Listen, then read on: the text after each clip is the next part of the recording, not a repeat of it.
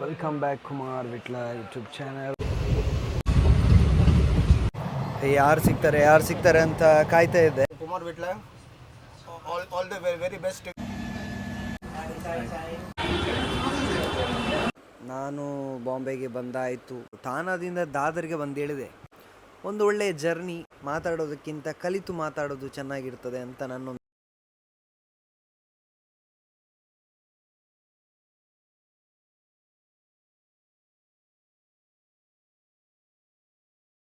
Okay, welcome back Kumar Vitla YouTube channel. ನಾನಿವತ್ತು ಮುಂಬೈಗೆ ಹೊರಟಿದ್ದೀನಿ. ಅಂದರೆ ಅಲ್ಲಿ ಒಂದು ಪ್ರೋಗ್ರಾಮ್ ಇದೆ, ಅದಕ್ಕೋಸ್ಕರ. ಮತ್ತು ಯಾರಿಲ್ಲ, ಒಬ್ಬನೇ ಹೊರಟಿದ್ದು. ಮತ್ತು ನನ್ನನ್ನು ಟ್ರೈನ್ ಸ್ಟೇಷನ್ ತನಕ ಬಿಡೋದಕ್ಕೆ ಇವರು ರಕ್ಷಿತ್ ಅವರು ಬಂದಿದ್ದರು. ಅವರಿಗೆ ಥ್ಯಾಂಕ್ ಯು ಹೇಳ್ತಾ ಇವತ್ತಿನ ಬ್ಲಾಗನ್ನು ಸ್ಟಾರ್ಟ್ ಮಾಡ್ತಾಯಿದ್ದೀನಿ.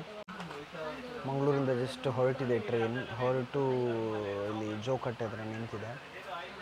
ನಾನು ಮುಂಬೈಗೆ ಹೋಗ್ತಾ ಇರೋದು ಒಂದು ಪ್ರೋಗ್ರಾಮ್ಗೋಸ್ಕರ. ಆ್ಯಂಡ್ ಪ್ರೋಗ್ರಾಮ್ ಮುಂಬೈಯಲ್ಲಿದೆ, ದಾದರ್ ಹತ್ರ ಪ್ರೋಗ್ರಾಮ್ ಇರುವಂಥದ್ದು. ಮತ್ತು ಈ ಜರ್ನಿಯಲ್ಲಿ ಯಾರು ಸಿಗ್ತಾರೆ ಅಂತ ಗೊತ್ತಿಲ್ಲ. ನಾನು ಒಬ್ಬನೇ ಹೊರಟಿದ್ದೀನಿ, ಹಾಗಾಗಿ ಮಾತಾಡೋದಕ್ಕೂ ಕೂಡ ಯಾರಿಲ್ಲ. ಅಕ್ಕಪಕ್ಕದವರು ಹೇಗೆ ಮಾತಾಡ್ತಾರೆ ಅನ್ನೋದು ಗೊತ್ತಿಲ್ಲ. ಟ್ರೈ ಮಾಡ್ತೀನಿ ಮಾತಾಡೋದಕ್ಕೆ, ಬಟ್ ಎಲ್ಲವನ್ನು ಕೂಡ ರೆಕಾರ್ಡ್ ಮಾಡೋದಕ್ಕೆ ಆಗುತ್ತೆ ಇಲ್ಲ ಅಂತ ಗೊತ್ತಿಲ್ಲ. ಬಟ್ ಈ ಜರ್ನಿಯನ್ನು ತುಂಬಾ ಎಂಜಾಯ್ ಮಾಡ್ತೀನಿ. ಹಾಗೆಯೇ ನನ್ನ ಯೂಟ್ಯೂಬ್ ಚಾನಲನ್ನು ನೋಡ್ತಾ ಇರುವ ಎಲ್ಲರಿಗೂ ಕೂಡ ತುಂಬ ಧನ್ಯವಾದ. ಮತ್ತು ನೀವು ನೋಡ್ತಾ ಇದ್ದರೆ ಒಂದು 4 ಜನರಿಗೆ ಶೇರ್ ಮಾಡಿ, ಅವರು ಕೂಡ ಸಬ್ಸ್ಕ್ರೈಬ್ ಆಗಲಿ. ಯಾರು ಸಿಗ್ತಾರೆ ಅಂತ ಕಾಯ್ತಾ ಇದ್ದೆ. ಇವಾಗ ಇವರು ಮುಂಬೈ ಹೋಗೋರೊಬ್ಬರು ಸಿಕ್ಕಿದ್ದಾರೆ. ಅವರನ್ನು ಮಾತಾಡಿಸ್ತಾ ಇದ್ದೆ. ತುಂಬಾ ಮಾತಾಡಿದ್ರು. ಅವರಿಗೆ ಕನ್ನಡ ತುಳು ಬರಲ್ಲ, ಬಟ್ ಇಂಗ್ಲೀಷ್, ಹಿಂದಿ ಮತ್ತು ಕೊಂಕಣಿ ಮಾತಾಡ್ತಾರೆ. ನಾನು ಅವ್ರ ಹತ್ರ ಹಿಂದಿಯಲ್ಲಿ ಮಾತಾಡ್ತಾ ನೋಡುವಾಗ ಅವರು ನಮ್ಮ ವಿಟ್ಲದ ಅನಂತೇಶ್ವರ ದೇವಸ್ಥಾನಕ್ಕೆ ಬರುವವರು ಭಕ್ತರು. ಮತ್ತು ಅಲ್ಲಿಗೆ ಪ್ರತಿ ವರ್ಷವೂ ಕೂಡ ಬರ್ತಾರೆ. ಈ ವರ್ಷವೂ ಕೂಡ ಬರುವವರಿದ್ದಾರೆ. ಸರ್, ಆಪ್ಕಾ ನಾಮ್? ಧನಂಜಯ್ ಹಾಲಾಡಿ ಅವರು. ಸೊ ಹಾಗೆ ಸುಮ್ಮನೆ ಪಕ್ಕದಲ್ಲಿದ್ದರು. ಮತ್ತು ಈ ಕಡೆ ಬಂದು ಮಾತಾಡ್ತಾ ಗೊತ್ತಾಯಿತು ಇವರು ಕುಮಾರ್ ವಿಟ್ಲ. VITLA यस बराबर सर्च कर, ये सब्सक्राइब करो. Thank you Kumar Vitla, all the very best to you and on your recordings. Yes, thank you sir, thank you. Thank you. ಹೀಗೆ ಒಂದೊಂದು ಪರಿಚಯಗಳು, ಒಂದೊಂದು ಅನುಭವಗಳನ್ನು ನೀಡಿತ್ತು. ಹಾಗೆಯೇ ಒಂದಷ್ಟು ಮೌನ, ಒಂದಷ್ಟು ಮಾತು, ಸುಂದರ ಪರಿಸರದ ಜೊತೆ ರೈಲಿನ ಪಯಣ ಸುಂದರವಾಗಿತ್ತು. ರಾತ್ರಿ ನನ್ನ ಜೊತೆಗೆ ಮಾತನಾಡೋಕ್ಕೆ ಸಿಕ್ಕಂಥ ಊರಿನವರು ಇವರು. ಹಾಗೆಯೇ ತುಂಬ ವಿಚಾರಗಳ ಬಗ್ಗೆ ಮಾತಾಡ್ಕೊಂಡ್ವಿ. ಆ್ಯಂಡ್ ಬೆಳಿಗ್ಗೆ ಮತ್ತೆ ನಾವು ಇಳಿಯುವ ಸಂದರ್ಭ ಒಂದು ಸೆಲ್ಫಿ ತೆಗೊಂಡು ಅಲ್ಲಿಂದ ನಾನು ಹೊರಟೆ, ಅವರು ಹೊರಟರು. ಆ್ಯಂಡ್ ಒಂದು ಒಳ್ಳೆಯ ಫ್ರೆಂಡ್ಶಿಪ್ ಇಲ್ಲಿಂದ ಬಿಲ್ಡ್ ಆಯಿತು.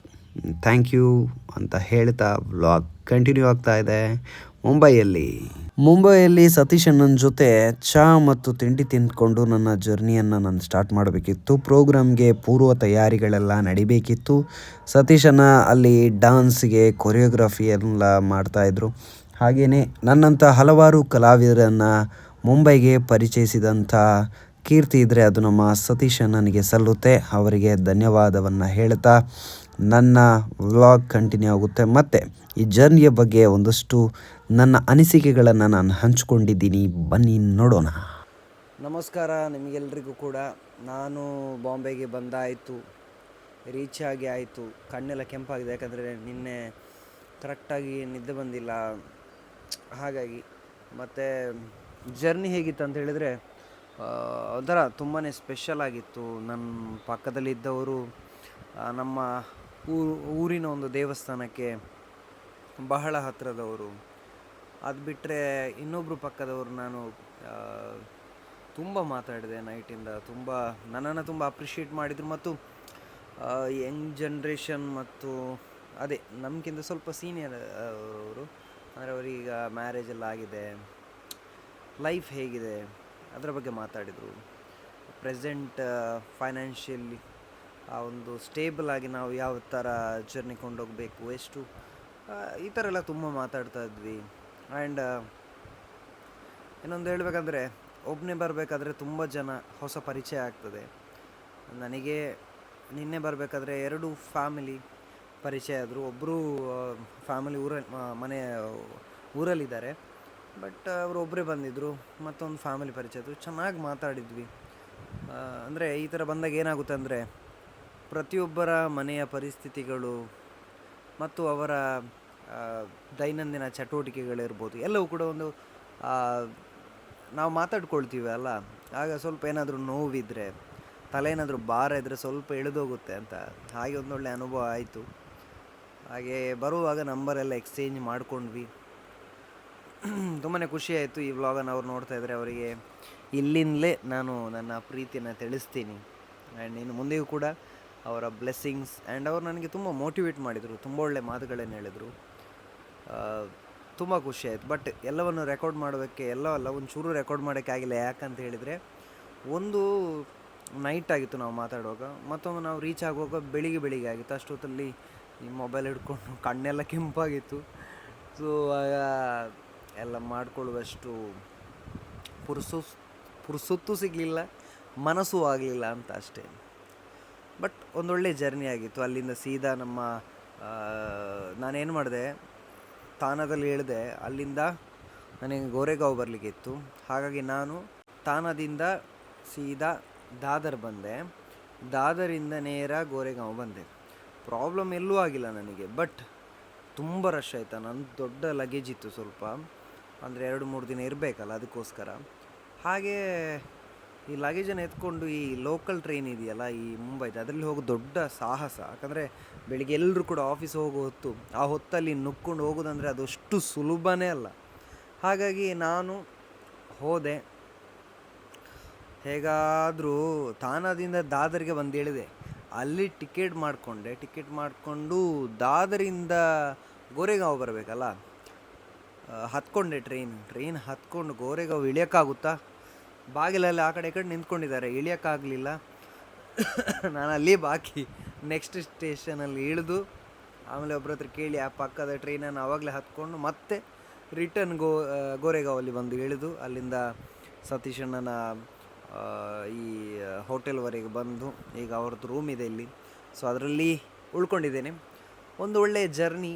ಮತ್ತು ಈ ಥರ ಹೊಸ ಜನರ ಜೊತೆ ಮಾತಾಡಿದಾಗ ನಮ್ಮೊಂದು ಕಂಫರ್ಟ್ ಝೋನನ್ನು ಬಿಟ್ಟು ಹೊರಗಿನವ್ರ ಜೊತೆ ನಾವು ಬೆರೆತಾಗ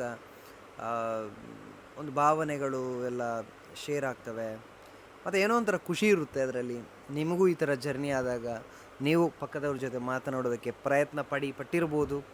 ಕೆಲವರು ತುಂಬ ಇಷ್ಟಪಡ್ತಾರೆ ಈ ಥರ ಹೊಸ ಪರಿಚಯಗಳನ್ನು ಮಾಡ್ಕೊಳ್ಳೋದಕ್ಕೆ. ನಾನು ಕೂಡ ಅಂಥವನೇ. ಹಾಗೆ ನನಗೆ ತುಂಬ ಖುಷಿಯಾಯಿತು ಈ ಬಾಂಬೆ ಜರ್ನಿ. ಆ್ಯಂಡ್ ಇನ್ನು ನಾನು ಯಾವ ಪ್ರೋಗ್ರಾಮ್ ಹೋಸ್ಟ್ ಮಾಡಲಿಕ್ಕೆ ಹೋಗ್ತಾ ಇದ್ದೀನಿ ಮತ್ತು ಆ ಪ್ರೋಗ್ರಾಮ್ನ ಬಗ್ಗೆ ನಾನು ಮತ್ತೆ ತಿಳಿಸ್ಕೊಡ್ತೀನಿ. ಇದು ನನ್ನ ಬಾಂಬೆ ಜರ್ನಿಯ ಮೊದಲ ವ್ಲಾಗನ್ನು ಎಂಡ್ ಮಾಡ್ತಾ ಇದ್ದೀನಿ. ಮತ್ತೊಂದು ರಿಕ್ವೆಸ್ಟ್ ಏನಂದರೆ, ನೀವೆಲ್ಲ ವ್ಲಾಗ್ ನೋಡ್ತಾ ಇದ್ದೀರಾ, ಖಂಡಿತ ನಿಮಗೆ ಇಷ್ಟ ಆಗ್ತಾ ಇರ್ಬೋದು ಅಥವಾ ಏನೋ ಒಂದು ಮಾಡ್ತಾ ಇದ್ದೇನೆ ಅನ್ನುವಂಥ ಪ್ರಯತ್ನ ಕಾಣ್ತಾ ಇರ್ಬೋದು. ದಯವಿಟ್ಟು ಸಬ್ಸ್ಕ್ರೈಬ್ ಮಾಡಿ, ನಿಮ್ಮ ಫ್ರೆಂಡ್ಸ್ಗೂ ಕೂಡ ಹೇಳಿ ಸಬ್ಸ್ಕ್ರೈಬ್ ಮಾಡೋದಕ್ಕೆ. ನೀವು ವ್ಲಾಗ್ ನೋಡಿದ ತಕ್ಷಣ ಅದನ್ನು ಒಂದು ಲಿಂಕನ್ನು ಸ್ಟೇಟಸಲ್ಲಿ ಹಾಕಿಬಿಟ್ರೆ ಒಂದಷ್ಟು ಜನ ನೋಡೋರು ಇರ್ತಾರೆ. ಅದು ನೀವು ಮಾಡುವಂಥ ದೊಡ್ಡ ಹೆಲ್ಪ್ ನನಗೆ.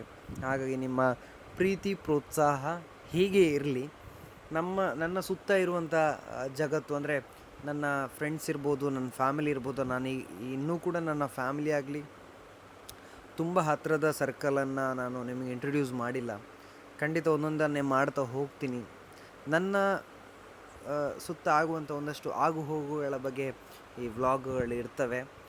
ಬಟ್ ಬೇರೆ ಏನು ಮಾಡಬೇಕಂತ ಗೊತ್ತಿಲ್ಲ. ನಾನು ಈ ವ್ಲಾಗ್ ಅಥವಾ ಈ ಸೋಷಿಯಲ್ ಮೀಡ್ಯಾದ ಈ ಯೂಟ್ಯೂಬ್ ಅನ್ನೋದಕ್ಕೆ ತುಂಬ ಹೊಸಬ ಅನ್ನೋದಕ್ಕಿಂತ ಅಷ್ಟೊಂದು ಐಡಿಯಾಗಳು ನನ್ನಲ್ಲಿ ಇಲ್ಲ. ಬಟ್ ಇದೇ ರೀತಿ ಪ್ರಯತ್ನ ಹೋಗ್ತಾ ಒಂದೊಳ್ಳೆಯ ಜರ್ನಿ ಇರ್ಬೋದು. ಅದು ನಿಮ್ಮ ಪ್ರೋತ್ಸಾಹದಿಂದ ಅಂತ ಅಂದ್ಕೊಂಡಿದ್ದೀನಿ. ಏನಾಗುತ್ತೋ ಗೊತ್ತಿಲ್ಲ, ನೋಡುವ ಅಲ್ವಾ. ಮಾತಾಡೋದಕ್ಕಿಂತ ಕಲಿತು ಮಾತಾಡೋದು ಚೆನ್ನಾಗಿರ್ತದೆ ಅಂತ ನನ್ನೊಂದು ಅಭಿಪ್ರಾಯ. ಓಕೆ, ನನ್ನ ಪ್ರತಿ ವ್ಲಾಗನ್ನು ಕೂಡ ತುಂಬ ಜನ ನೋಡ್ತಾ ಇದ್ದಾರೆ ಮತ್ತು ಪ್ರತಿ ವ್ಲಾಗನ್ನು ಲೈಕ್ ಮಾಡೋರಿದ್ದಾರೆ, ಕಮೆಂಟ್ ಮಾಡ್ತಾರೆ ಪ್ರತಿ ವ್ಲಾಗಲ್ಲೂ ಕೂಡ. ನನಗೆ ಅದು ತುಂಬ ಖುಷಿ ಆಗೋದು. ಸೊ ಇಲ್ಲಿಂದಲೇ ನಿಮಗೆ ಆಭಾರಿಯಾಗಿರ್ತೀನಿ ಯಾವಾಗಲೂ ಕೂಡ ಅಂತ ಹೇಳಕ್ಕೆ ಇಚ್ಛೆಪಡ್ತೀನಿ. ಆ್ಯಂಡ್ ಆದಷ್ಟು ನಿಮ್ಮ ಪ್ರೀತಿ ಹೀಗೇ ಇರಲಿ.